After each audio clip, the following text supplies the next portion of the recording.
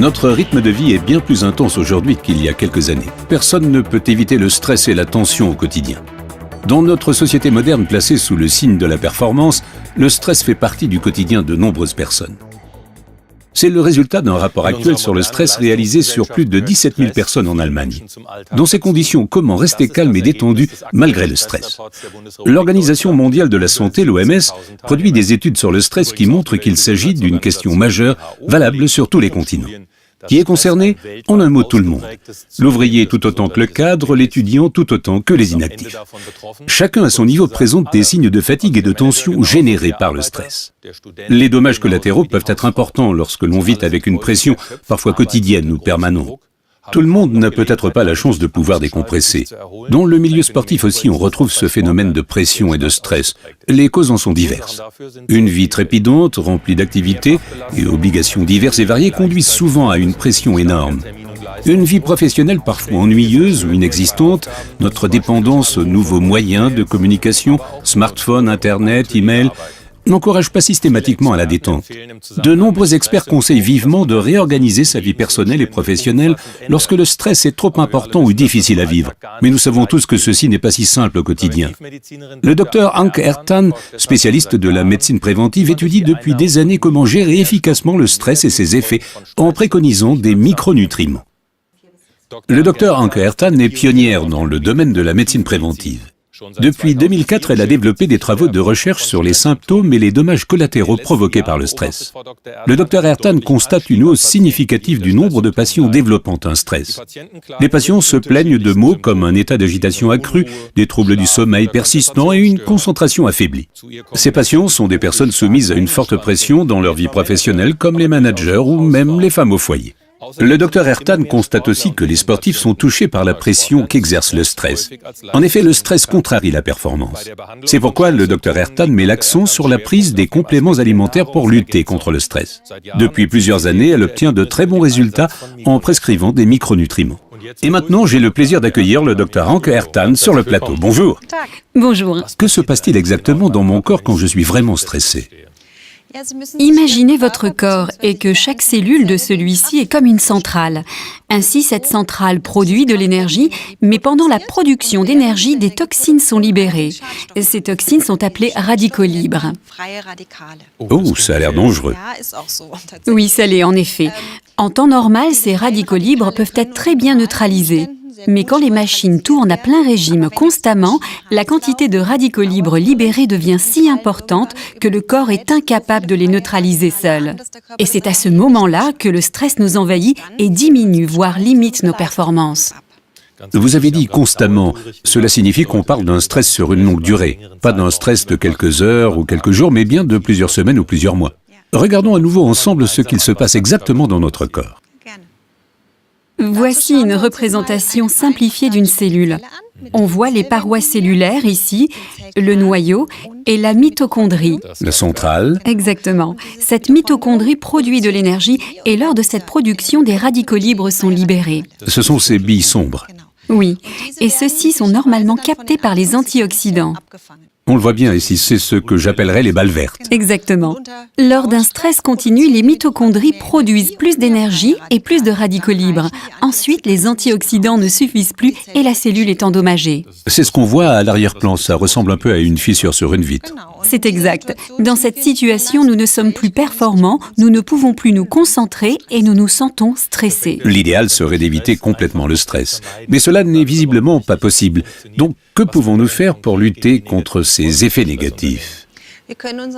Nous pouvons fournir à notre corps des micronutriments en quantité suffisante, par exemple de la vitamine E, du sélénium, ainsi que des éléments végétaux très actifs comme la chlorophylle, le thé vert et surtout le resveratrol. Le resveratrol est en fait une des substances antioxydantes les plus fortes. Par unité de temps, il peut piéger une grande quantité de radicaux libres et ainsi réduire efficacement le stress.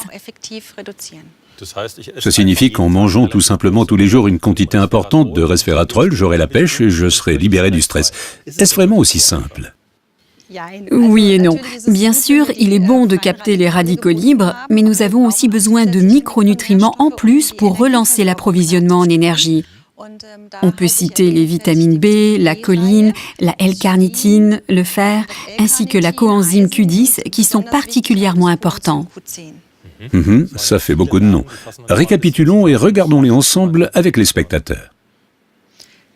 Donc ici, on voit la Q10 pénétrer dans la cellule, fournisseur important d'énergie parce qu'elle soutient directement la mitochondrie, notre centrale. De plus, il y a des nutriments très importants, comme le fer, entre autres, qui contribuent à assurer le transport de l'oxygène. En ce qui concerne le mental et afin d'augmenter notre capacité de mémorisation et notre psychisme, nous avons besoin de vitamine B et de choline, qui sont importantes pour approvisionner nos cellules nerveuses en sucre. Et si on prend régulièrement un mélange optimal à partir de ces micronutriments, on se sentira mieux dans son corps, mais aussi mieux dans sa tête. On sera plus en forme, on disposera d'une plus grande capacité de concentration et on se sentira moins stressé. Donc c'est le mélange qui compte, le mix de tous ces micronutriments. Exactement. Quand commence-t-on à remarquer les effets de tout cela ? La plupart des patients le remarquent assez vite. Ils ont tout de suite plus d'énergie pour le corps et l'esprit, ils se sentent plus performants, ils arrivent à mieux se concentrer et ils souhaitent rester dans cet état-là pour toujours. Mais il y a un petit nombre de patients qui disent ne pas vraiment ressentir les effets. Mais en fait, dans le sérum, dans le sang, nous pouvons mesurer et voir que les marqueurs de stress diminuent et que la concentration de micronutriments augmente.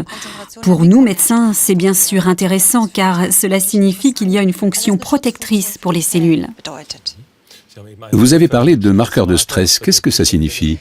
Ce sont en principe des produits du métabolisme qui se libèrent quand on est stressé. Plus le niveau de ces marqueurs de stress est élevé, plus notre corps réagit au stress. Ah, ok.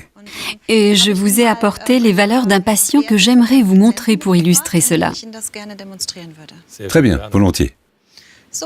Donc ici, nous voyons 3 des marqueurs de stress que nous avons mesurés. C'est la créatine, les peroxydes lipidiques et la 8-épiprostaglandine. Et comme nous le voyons très bien ici, ces niveaux diminuent constamment au fur et à mesure de la prise des micronutriments combinés les uns avec les autres. Effectivement, nous avons ici moins 6, moins 47%.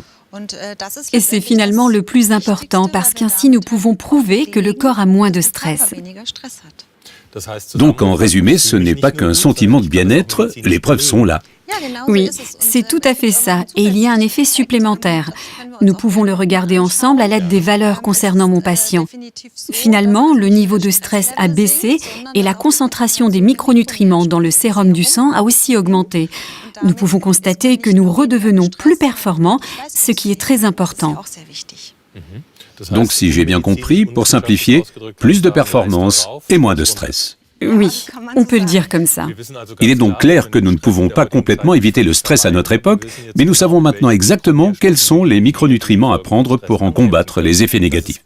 D'accord, mais pourquoi tant de personnes sont encore submergées par le stress ? Pourquoi ne pas tout simplement leur donner un remède ? Ce serait bien si c'était si simple.